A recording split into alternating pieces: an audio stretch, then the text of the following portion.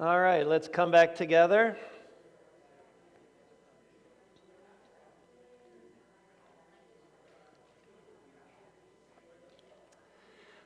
So the Methodist movement in England was the real deal, so much so that they sent missionaries to our country in the 1760s.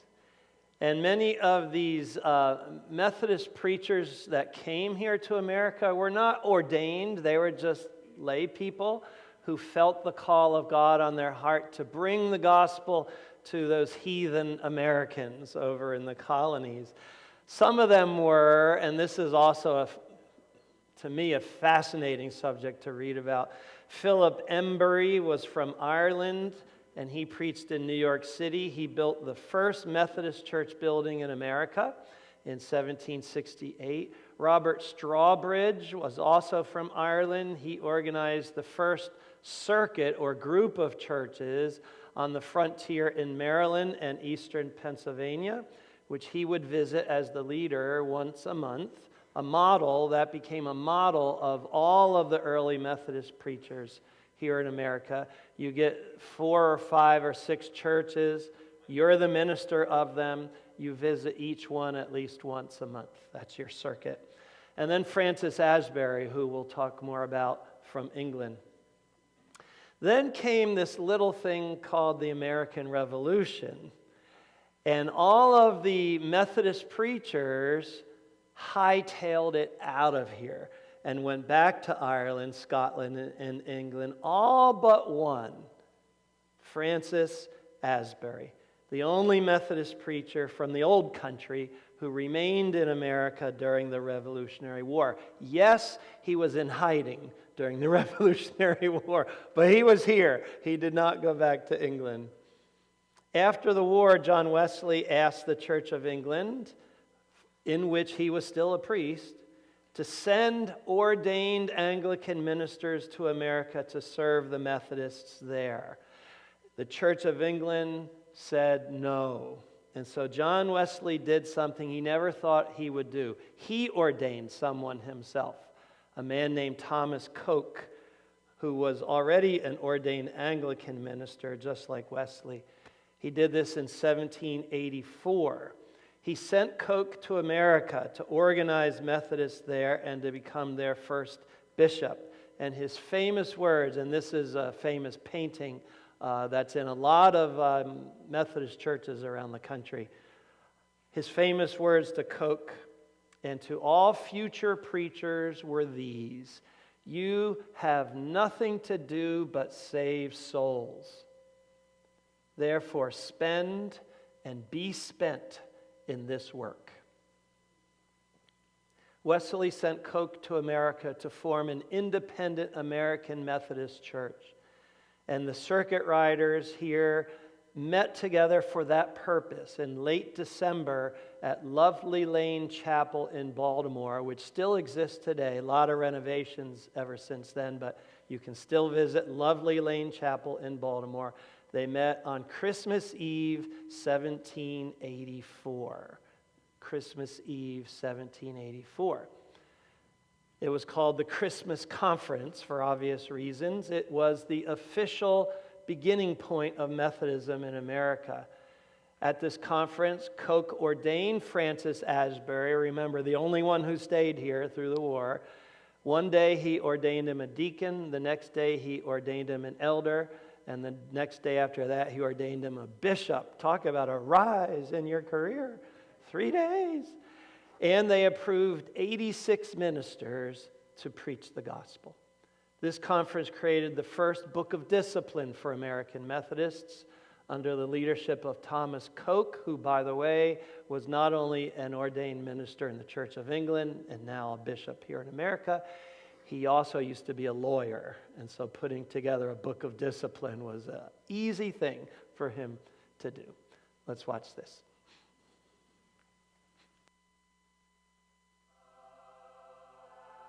Every Methodist preacher in America left their homes and their parish on Christmas Eve, which is something that could not happen today. For them, the important place to be was to be in the church, forming this denomination, dealing with the business that it took to create a church that would serve the people. But then John Strawbridge is the historian at Lovely Lane United Methodist Church in Maryland. Lovely Lane Chapel was the site of the Christmas Conference of 1784. So they gathered all the preachers in America, more than about 86 preachers that they know of at the time, and planned to meet at the Lovely Lane Chapel on Christmas Eve, 1784, for the formation of a new denomination.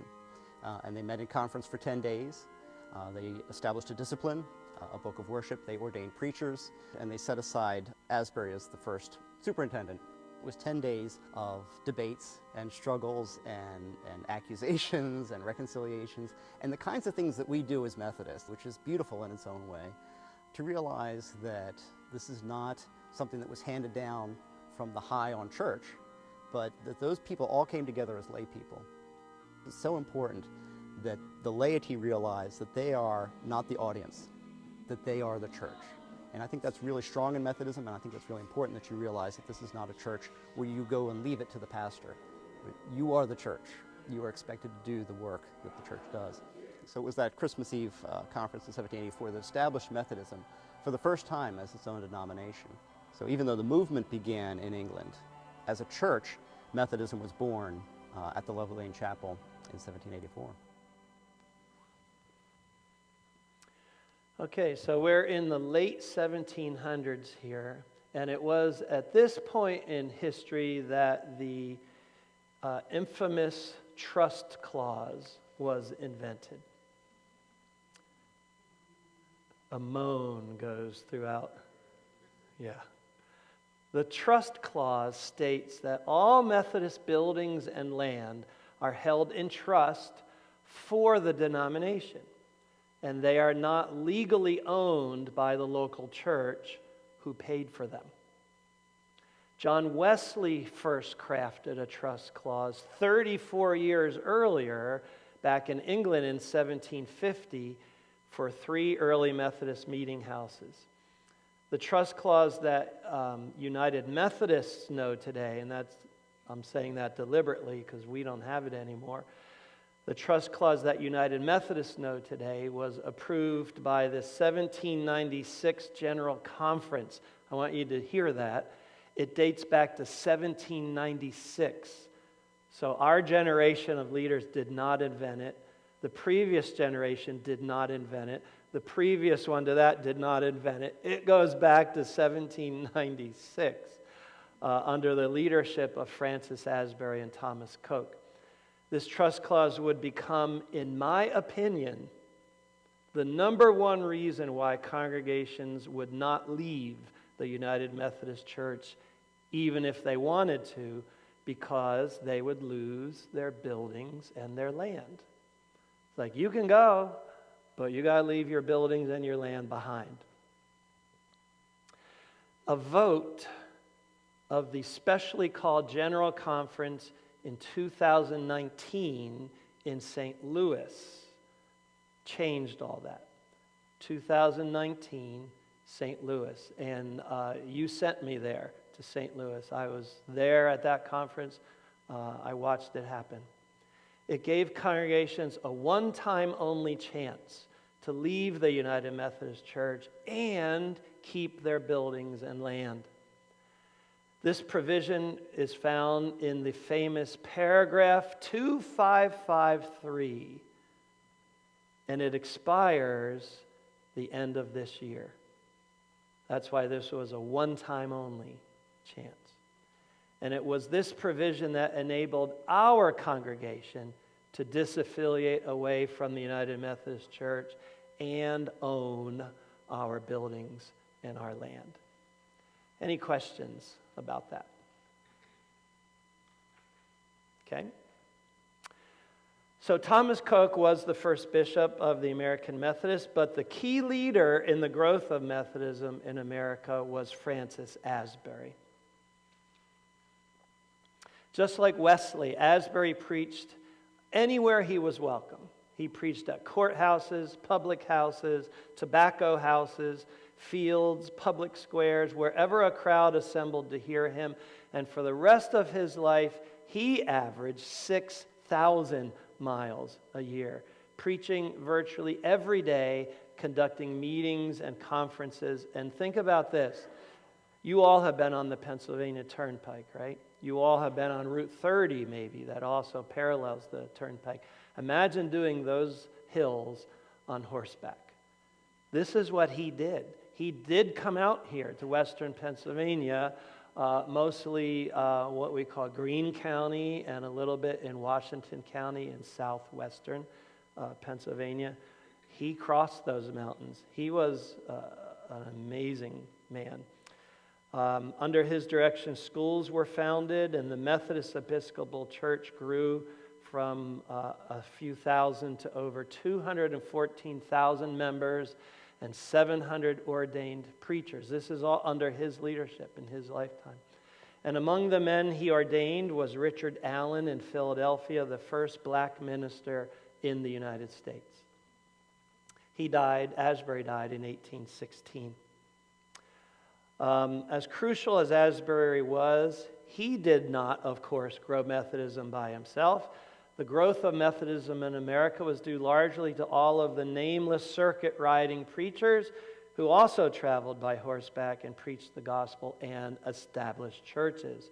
Because of their work in the 1700s and into the 1800s, there is scarcely a crossroad community in America without a Methodist church nearby. The circuit riders traveled in all kinds of weather, causing the rise of a popular expression during storms that the weather was so bad it was fit only for crows and Methodist preachers. Most of them, as a result, died before they were 30. And many years ago, they inspired an early claymation artist to create this short movie. Watch this.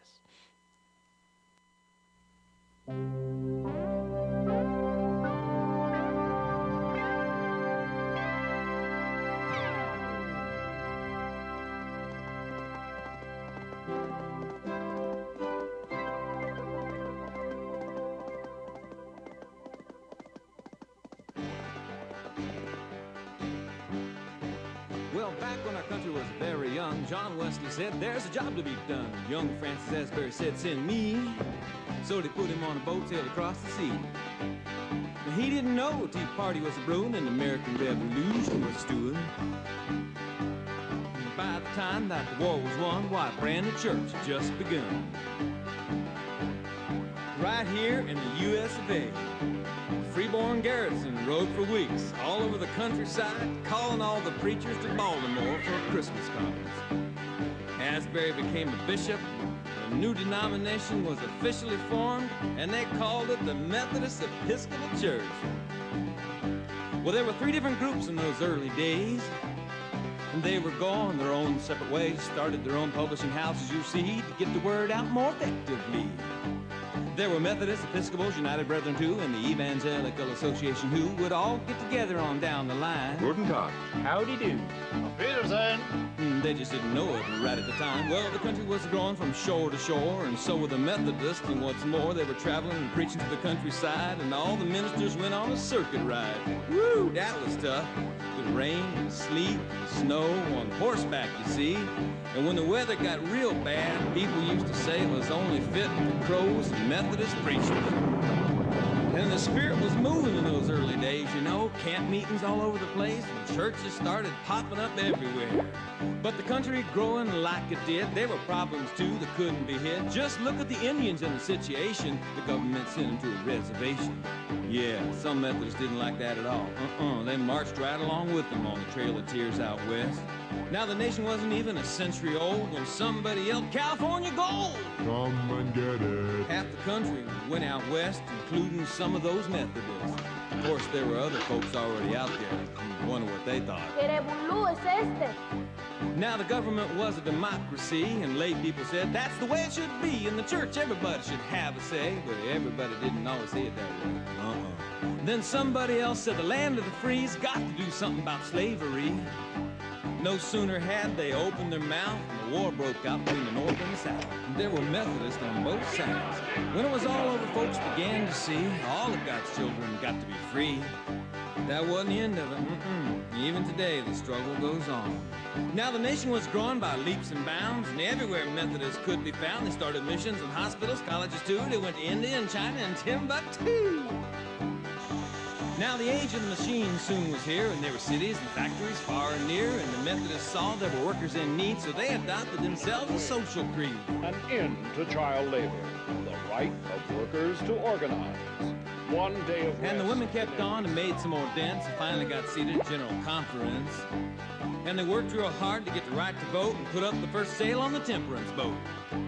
Well, been through a lot in 200 years, been war and gore and lots of tears. And some of those folks who split back then decided to get together again. Now we have our fussing and fighting and fits, but we're still called United Methodists. Now ain't that something?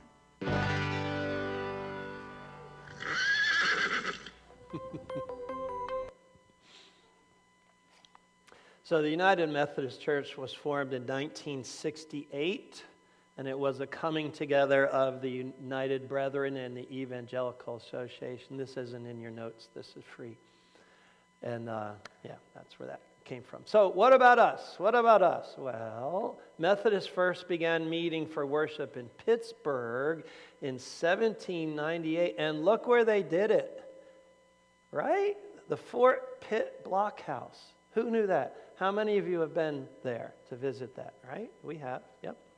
At the time, I didn't know that's where Methodists first met in Pittsburgh, but it was. The first Methodist church building in Pittsburgh was built in 1810, and Methodism was flourishing by the 1820s so much they opened a college in Uniontown called Madison College, and then they took over a financially struggling college in Meadville called Allegheny College, which of course still exists today and is still Methodist related, but they're having serious discussions about that, whether they want to, they're having symposiums now. Do we want to remain connected to the Methodists or not? Methodist preachers first came here to Zelienople in 1834 when Reverend Joshua Monroe began the Harmony Circuit. 8 years later, in 1842, 30 Methodists in Zelienople were given a charter by the Pittsburgh Conference and built a small building on the corner of High and Newcastle Streets. This meeting was known as the Monroe Chapel, the first Methodist Episcopal church in town. No longer exists, of course. After many years, the people of Monroe Chapel bought property on German Street in Harmony and built their first church in 1880, and the church name was the Harmony Methodist Episcopal Church, and we have someone here who used to worship there. Where's Beverly? Oh, this was her starring moment. Not feeling well? Okay. Well, if you get a chance, talk to Beverly Beam about this building, which burned by fire and no longer exists, but exists in her memory as a little girl. However, sadly, in 1915, a group of 60 members from that church withdrew from that church, and they met separately, probably in homes or in a school in Zelienople. And then 3 years later, they were given a charter by the Pittsburgh Conference, and they erected their own church building on Newcastle Street in Zelienople. When we moved here in 2015, that building was still there. Another congregation was in it.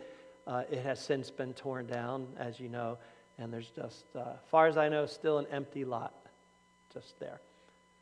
So that would have been the Zelienople Methodist Church. In the 1800s and early 1900s, little look back here, it would have been rare for a pastor to serve only one church, so they would group them with other churches called a circuit.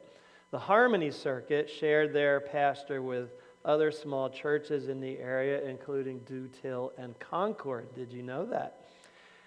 If not for the hostilities between the Harmony and Zelienople churches, they would naturally have shared the same pastor. That did eventually happen, however, when the bishop appointed a young, dreamy, naive perhaps, idealistic pastor named Wayne Patch to serve both of these congregations which had a history of not liking each other. Well, Wayne Patch had a bigger idea. He helped both churches to grow, and he suggested, why don't we get back together? Why don't we leave our separate buildings, and that's the only way a merger works. Why don't we leave our buildings and build one larger church building together? And they tied him up and threw him out of town, and he was never heard from again. No, that's not what happened. They took a vote, and in an overwhelming vote, they elected to do just that, to merge into one congregation in 1945. And the name they chose was, well, let's go with both names, Harmony-Zelienople Methodist Church. It wasn't called United Methodist yet, because that word was added back in 1968, almost 20 years later. The current property, which houses our church offices, and you're looking at it on the screen right now, and our Sunday school classes that are under them, was purchased in 1946, the property.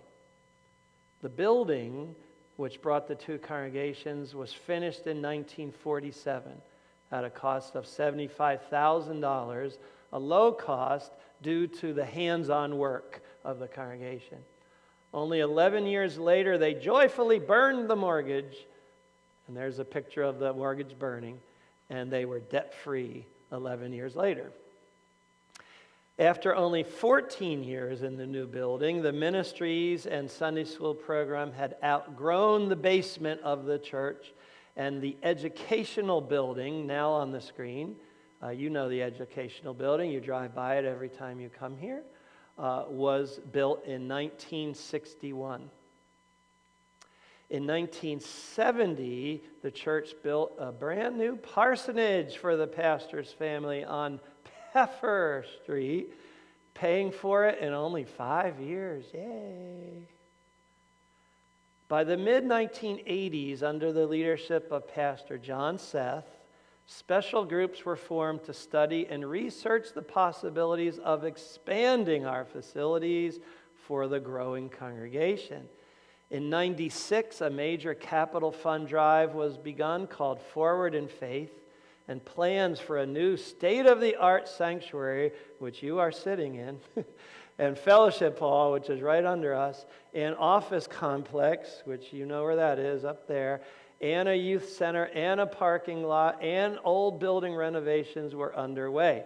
And a vibrant and enthusiastic congregation far exceeded financial goal expectations. Plus, an additional loan was secured from a local bank for $1 million to cover this project. The loan was paid off, you may remember, January of, I have 22, that was 23, we just did it this year, right? Yeah, honey, will you help me fix that typo later? Thank you. And in May of 98, ground was broken for this wonderful facility we're sitting in now. Our sanctuary was completed in 1999. Hence the cornerstone out there that says 1999 at a cost of $1.5 million. $1.5 million. A new fellowship hall, kitchen, and youth room below the sanctuary were finished by volunteer labor. Were any of you here in those days and helped volunteering? 1, 2, 3. Thank you, thank you, thank you. And then over the course of the next 2 years, again with volunteer labor, the old fellowship hall was converted into an adult education center with 6 classrooms and a kitchenette. And the old sanctuary was converted into our current office suite, meeting room, choir room, and library. And all this was completed in 2002. For various reasons, from 04 to 15, our church worship attendance declined. from 530 in worship each Sunday to 220. After growing the congregation some, and 2 events reduced the size of our church family yet again. COVID-19, I'm bringing you up to speed, up to date here now. COVID-19 and that process of disaffiliating away from the United Methodist Church due to its leanings away from a traditional interpretation of the Bible and this one-time opportunity we had to purchase our buildings and land, an opportunity that expired the end of this year. And I want to, I was very happy to put down these dates here on paper and the financial things so that future generations will know what we did to disaffiliate. October 20, 2022, our first vote to disaffiliate. January 29 of 23, our second vote to disaffiliate. And that's what we needed, 2 votes. February of 23, John Seth, yeah, there it is, was invited back to preach and to burn the mortgage of the addition. At this point, we were debt-free, and that allowed us to afford the costs to disaffiliate. Beautiful timing, all in God's timing. June 14th of this year, the conference, annual conference meeting in Erie approved our congregation and 297 others to disaffiliate away from the United Methodist Church. As of today, 6,273 congregations have done that. They have been approved by their annual conferences to disaffiliate. But it's not over yet. There are more that are going to be disaffiliating before the end of this year. Our Western Pennsylvania Conference has the 6th highest number of disaffiliating congregations in the nation. Now, here's a really sad sentence. United Methodist churches outside of America were not permitted to disaffiliate. Now, I was at that conference in St. Louis in 2019 when paragraph 2553 was created. That was never stated. That was a decision of the Council of Bishops and the Supreme Court of Methodism after the fact. That was never the intention of paragraph 2553.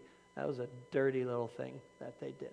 But they're working on it now. The African, particularly the African annual conferences are organizing, and they're going to go. Whether they go GMC or not, nobody knows, but they are, many of them are going to leave the United Methodist Church on their own. July 1, 2023, the church officially became a congregation of the Global Methodist Church. Our legal name is the full name, Harmony Zelienople Global Methodist Church, but in public we present ourselves as HZ Global Methodist Church. And I attended a meeting on July 25th, 2023, and was privileged to sign a document that stated the Board of Trustees of the Western Pennsylvania Annual Conference officially surrendered their rights to any of the property that was once held in trust. So the buildings and land are now owned entirely by us. Yay! Total cost to disaffiliate. 2 years of mission share, $59,000, $58,000.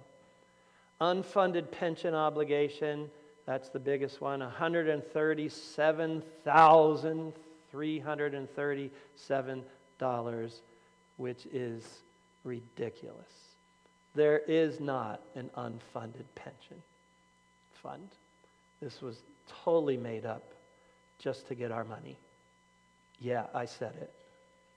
I believe it. And I am far from alone in that opinion. That's the bad news. The good news is our conference trustees, originally for buildings and land, we were going to have to pay 50% of the value of our buildings and land. Our conference trustees got that down to 2%. Very grateful. I mean, $35,000, very doable. And then we actually got some credit, yay, $1,968 bringing the total to $288,194. To pay this, we took $108,194 out of our checking account, and an anonymous donor loaned the church the rest of it, $180,000, and they loaned it interest-free. And our arrangement is we will pay this in $3,000 monthly installments for 5 years.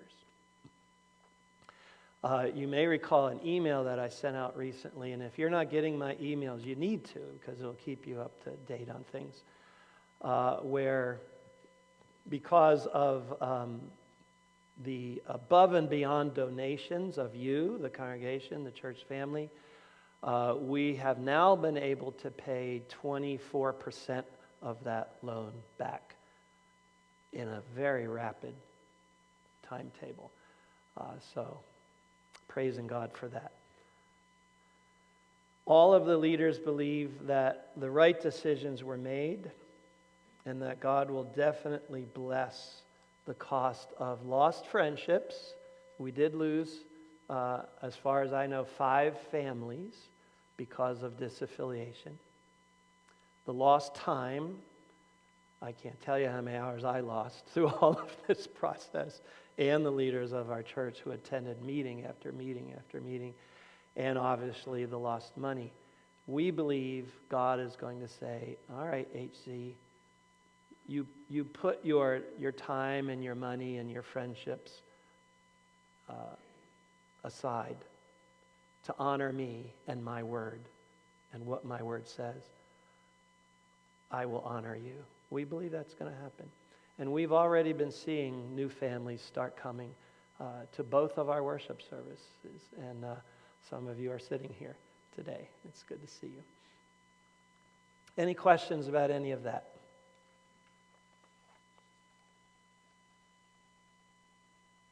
I am just teaching so clearly. Here's one, Skip. Can you hold up till the mic so they can hear you online? Thank you. Skip will be on your right. All right. Morning, Angie. To go back a little bit, in the beginning, for some reason, they were called Methodist Episcopalians. Methodist Episcopal Church. Why the Yes. Episcopal? Good question. Thank you. The word Episcopal is the English translation of the word for bishop. Okay? So it means we are Methodists, but we are under church government of bishops. We have bishops who are our leaders. Okay? Now, by the way, in the Global Methodist Church, we also are going to have bishops, but it's going to be different. In the United Methodist Church, we knew bishops as that's all they did was being a bishop, and it was for life. Now the bishops are going to be term limited, so that it's not going to be a bishop's club anymore. Yeah, taking a little bit of power away from the bishops, which really needed to happen. Yes. Larry. Backing up a little bit also, I was just curious. We had 86 pastors in America. Do you have any idea how many there were in England? You're talking about Methodist preachers. Yeah. 86 started the movement here in America. Yeah, there were hundreds in England. Okay. Yep. But they were lay ministers, not ordained ministers. It started as a lay movement, leaders around. Because again, remember, they had the Church of England. Now, after John Wesley died, that all changed. Okay, our leader is now dead. We need to form a new denomination away from the Church of England, and they did that with ordained ministers. Okay, Helen, right there, Skip. Morning. Where are our leaders? I mean, did you say we still have bishops and things? Where are they? Where are they located? Right now? Yeah. In the Global Methodist Church? Yes. Okay, great question. So we're in a historic transition time right now, which excites me. When do you ever get to witness history happen? We are witnessing history happen. We have a bishop. His name is Mark Webb. He was the United Methodist bishop, retired from them just like I did, joined the Global Methodist Church just like I did, and I've never met the man. It's just kind of a paper office right now, because we can't have an official bishop until we meet as a nation at a meeting that we are also calling General Conference. When is that meeting? We don't know. That's going to be sometime in 2024. Again, we're watching history be made, and we will either then or soon after then get our bishop for our conference, which is now Western PA and all of Ohio. Did that answer your question? Yeah, no. Yes and no. Do we owe them money? Ooh, great question. Well, where do we pay it? I mean, Thank you. Great question. The answer is yes and no. Do we owe them money? And I don't like the word owe, so we can find a better word. Are we going to participate in the Global Methodist Church with our financial assistance? Yes, we are. However, the leaders of the GMC, made a provision that if you request it, you can get grace for your first year and not give any money to the GMC. We did make that request. They did honor that, so we are paying nothing for the first year to the Global Methodist Church. We met as a finance committee, as we do every month, and we decided on the finance committee mid-year 2024, we will start giving our financial gifts to the Global Methodist Church. And the really good news is if $60,000 is what we ended up paying to the United Methodists every year, $60,000 or $59,000, it's going to be much less for the Global Methodist Church because the overhead is much less. We don't have missionaries yet. We don't have universities yet. We don't have big bloated bureaucracies yet. Maybe never. We'll see. So right now, what we will be giving will be much smaller. Okay? Good. Any questions? A fair question. Anything you want to ask? Now's the time. Tommy. Weren't they talking about 5% to start with? I've heard different percentages thrown around. I think 5% of our 5% of what? Of our budget, our yearly budget, something like that, I think. I think that's a safe number. Yeah, thank you. And I don't think we know yet exactly. Larry, microphone, please. Thank you. I was thinking, and I'm curious, our missionaries, are they being supported still by the United Methodist Church, or are we supporting them now? Okay, are you talking about like the 500 missionaries that were a part of the United Methodist Church? Well, the ones we've been sending regular Oh, support us? to. Yeah. Okay. I don't know their involvement with the United Methodist Church. We have continued to give what we've been giving to them, yes. Who is responsible now for your pension? Oh, good question. It's the same people who were responsible for it. They said, they're called Westpath. They said, we will continue to administer the pensions of Global Methodist pastors. Is that what you meant? Yes. Okay. Are pensions important? I've heard of these things. 5 years. We'll see. We'll see. Any other questions? All right, let's move on. Some wrong reasons to join a Global Methodist Church. Please don't join our church in order to be saved and go to heaven. This will not save you. Like you get to heaven, why should I let you in? I'm a member of a Global Methodist. No, won't do it. Of course, believing that Jesus was punished in your place on the cross is what saves us from our sins, followed by holy living, which is tomorrow's sermon, by the way. Second, please don't join our church in order to live up to other people's expectations of you. For instance, if you think you should join because I want you to join, don't join. I don't have expectations. Maybe it used to be that the bishop or the district superintendent would kind of treat a pastor differently if he or she took in a certain number of members. I don't even have a bishop now. I barely have a district superintendent. He's called a presiding elder. I love you, and I will love you whether you be a member here or not. My relationship with you will make no difference whether you're a member here or not. Don't do it if you're doing it to feel like you belong here. Hopefully you already feel like you belong here, whether you're a member or not. We should not be treating members any differently from non-members. And don't do it to receive any privileges. There are no privileges to church membership other than being able to vote at congregational meetings. That, I guess, is a privilege. The right reasons to join. First of all, join our church if you agree with the purpose of our church. And this is a purpose that was handed to me 8 years ago when I moved here. I don't see any reason to change it. We here at HZGMC understand that the reason we exist, our purpose as a church, is to make disciples of Jesus Christ who grow in our knowledge and faith through attendance at classes of Christian instruction. So we have the word disciples and now the word grow. A disciple also is someone who shares God's love with others outside of our church, locally, nationally, abroad.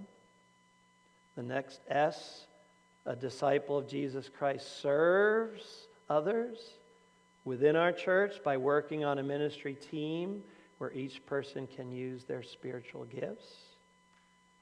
The C stands for connects. A disciple of Jesus Christ connects with other believers deeply in a small group, and it is our hope that every member of our church would find a small group that they can become a part of on a weekly or bi-weekly basis. And the W is worship. A disciple of Jesus Christ worships God with all of our heart, soul, strength, and mind. If you agree with that purpose, join us.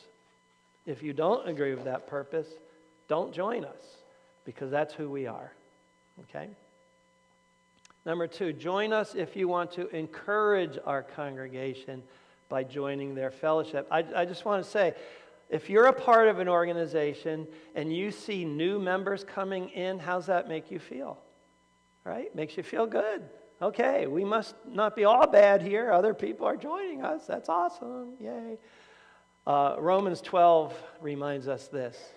Just as each of us has one body with many members, and these members do not all have the same function, so in Christ, we who are many form one body, and each member... Now, Paul didn't mean church membership. He meant the parts of your body. Your arm is a member. Your leg is a member. It's a part of your body. But it kind of translates to church membership, too. Each member belongs to all the others. Number 3, join our church if you are ready to make a public profession of your faith in Jesus Christ. Some Christians could go through their entire life and never live out Romans 10:9. If you confess with your mouth Jesus is Lord, and that's a public confession out loud that others can hear, and believe in your heart God raised him from the dead, you will be saved. And join our church if you are ready to take your walk with Jesus to a deeper level of commitment and can agree to our membership vows with integrity. Well, Pastor Dan, what are our membership vows? I'm so glad you asked. Here they are. The first vows are really things that every Christian should be able to agree to, no matter what brand of Christianity you are. Do you here in the presence of God and of this congregation renew the solemn vow and promise made at your baptism? I do. Do you truly and earnestly repent of your sins? I do. Do you believe in God the Father? Now these words are taken from the Nicene Creed. We used to use the Apostles' Creed. I went on the GMC website. I don't know why, but they're going with the Nicene Creed, which is a wonderful, perfect creed. And so a lot of words there. maybe not too familiar with a lot of you, but you have them now in your possession so you can read them. Do you believe in the Holy Spirit? More words from the Nicene Creed. Do you confess Jesus Christ as Savior and put your whole trust in His grace and promise to serve Him as your Lord? Remember, this is what John Wesley was missing in his life, and we're asking it of our members. Is Jesus Christ your Savior? Do you receive and profess the Christian faith as contained in the Scriptures of both the Old and the New Testament? In other words, do you believe the entire Bible? And do you promise, according to the grace given you, to keep God's holy will and commandments and walk in the same all the days of your life as a faithful member of Christ's holy church? Every Christian should be able to answer those questions. I do, I will, yes, yes, yes. The next questions are just for us. They are just for global Methodist Christians to answer. Will you be loyal to Christ through, not loyal to the Global Methodist Church, loyal to Christ through the Global Methodist Church, and join with your brothers and sisters around the world to do all in your power to fulfill its mission? Your answer is, I will. Honey, will you help me fix those typos later? Thank you. Grammar, mostly. Second, will you faithfully participate in the ministries of the church with your prayers? Now, if these sound familiar, you've been around here a while, these are the same vows we've been using in the United Methodist Church, these next 5 of them. Your answer is, I will pray every day for the people in and the mission of our church. Now, think about that. Think about that. People are making a promise, and we're asking you to make it too if you're going to join us. People are making a promise to pray for you every day. You're being prayed for by those who are living out this membership vow. This is no small thing. This is huge. This is huge. Will you faithfully participate in the ministries of the church with your presence? And your answer is, I will worship God in church every Sunday, unless I am prevented. Prevented means you're sick. Prevented means you have to work.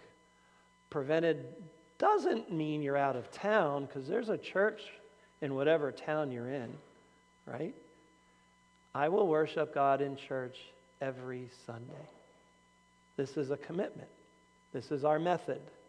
This is how we grow as Christians. And I'll talk more about worship later. Will you faithfully participate in the ministries of the church with your gifts?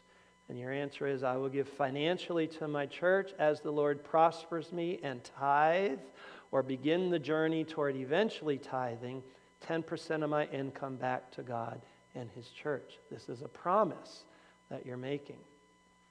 I don't know what people give. In our structure, we keep the minister away from the money, and that's probably a good thing, right? I don't want to know what people give.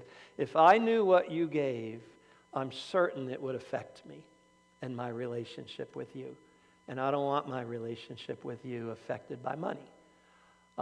Really, only one person in the church knows what people give, and that's our financial secretary, Dana Filio. So treat Dana Filio very nicely, okay?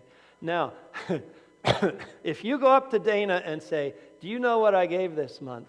She'll say no, because she doesn't really want to know either, and you are a number to her now. And so if you need to know, if you need a record like mid-year, she'll go to her books and look up your number and then print out and then give you what she prints out. But she really doesn't care what you're giving either. So this is between you and God. That's my point here. This is between you and God, not between any of us. You can make this promise and never live it out, and I'll never know. This is between you and God. Why 10%? Well, it's from the Bible. It's a tithe. I have a theory. God gave us 10 fingers. How much should I give back to you, Lord? Well, 1 finger. You can keep the other 9. God could have said 2 fingers, 20%. He could have said 5 fingers, 50%. He said 1. 1 is mine. A tithe is mine. It comes from the Old Testament. Jesus affirmed it in the New Testament. If tithing is not where you are right now in your giving, I suggest, if you want it to be, put yourself on a program. Be at some percentage right now every week, not just willy-nilly. Well, I'll put 20 in here, I'll put 10 in here, I'll put 50 in here. Be at some percentage every week. I'll never ask you this, but if I were to ask you, what percentage of giving back to the Lord are you at now? You should be able to tell me. Well, I'm at 3%. But I'm on my way to 10, but I'm at 3% right now. I'll never ask you that question, but you should know. You should know. Why? So that you're then on a plan to get to the 10% if you can't get there right now. And this is not only between you and God. If you have a spouse, it's between you and your spouse, or maybe between you and your financial advisor. I don't know. Say I'm at 3% now. In 6 months, with God's help, I'll be at 4%.